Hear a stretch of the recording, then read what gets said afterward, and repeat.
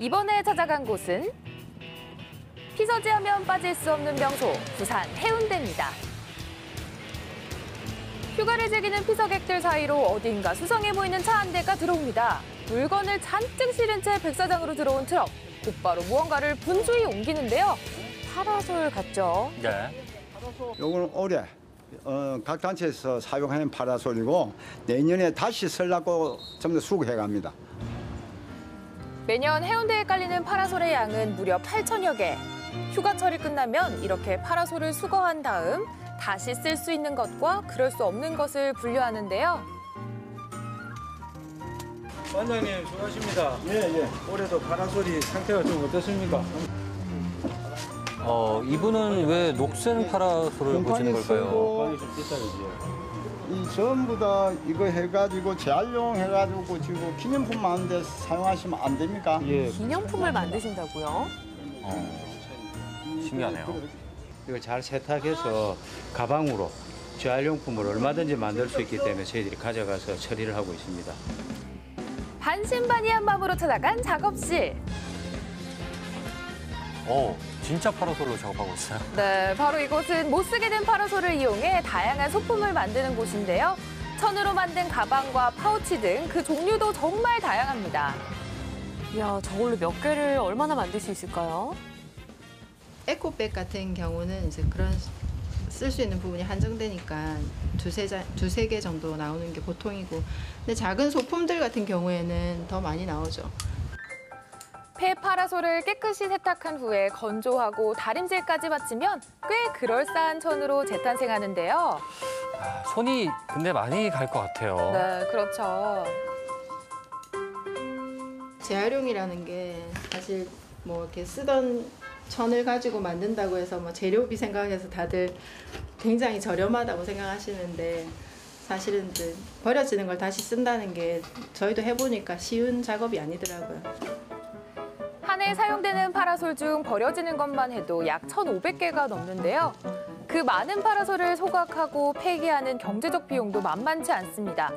태우고 버리기보다 이렇게 아름다운 가방으로 만드는 게 훨씬 더 좋은 것 같죠? 네, 패션 쇼품 같기도 하네요.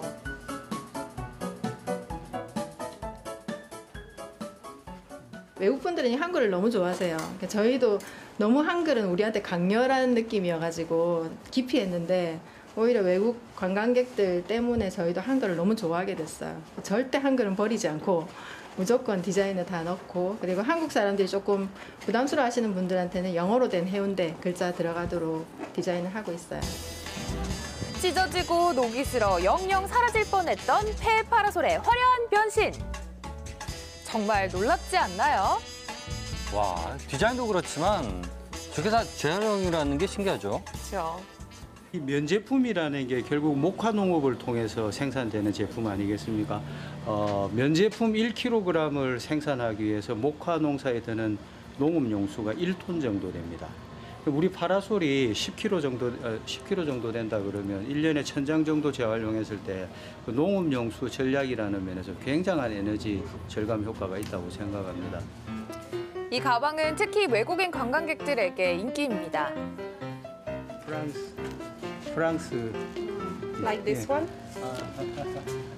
저도 탐이 진짜요? 나는데요. 예뻐요. 감사합니다.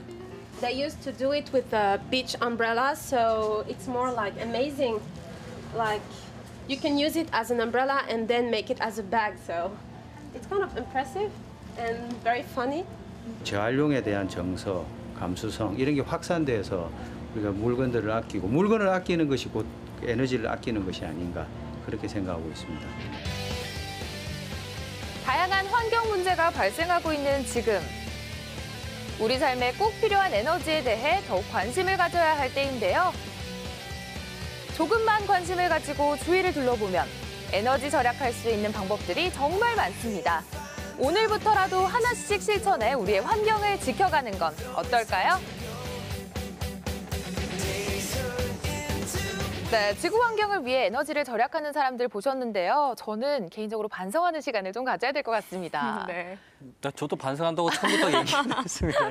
아니 유진 씨가 처음에 얘기했던 뭐 개인 컵 쓰는 거나 네. 이런 건 더 좋지만 야 정말 오늘 나왔던 내용들은 네. 재활용의 끝판을 보여줍니다. 정말. 예. 그리고 저는 태양광 그 자동차 있죠. 네. 제가 자동차를 워낙 좋아해서 신기하지 않습니까? 네. 그 열 건전지 없이 그냥 달릴 수 동심으로 있다는 게. 돌아가신 것 같아요. 예, 또. 그래서 저 이런 한번 또 저도 만들어 봐야겠습니다. 네. 자, 그런데 이 행사가 에너지의 날을 기념해서 열린 거라고요. 네, 맞습니다. 8월 22일은 에너지의 날인데요. 이날은 에너지의 중요성에 대해 인식하고 전 국민이 에너지 절약에 동참하자는 취지에서 제정된 날이라고 해요. 이 행사도 같은 취지에서 열린 거라고 합니다. 네, 그렇군요. 이 에너지 절약왕 선발 대회도 저는 굉장히 인상 깊었습니다. 네. 불을 끄고 사셨다는 분도 계셨잖아요. 그러게요. 정말 상까지 받으셨던 분들의 그 사용량을 들었을 때는 정말 놀랍더라고요. 예. 네, 맞습니다.